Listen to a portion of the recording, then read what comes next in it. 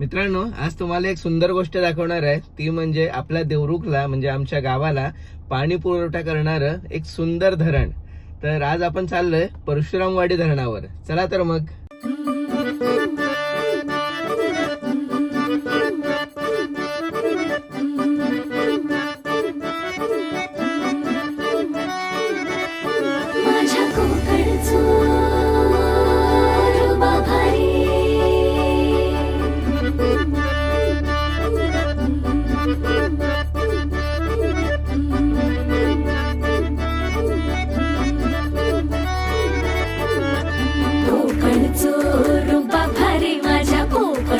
बाई तो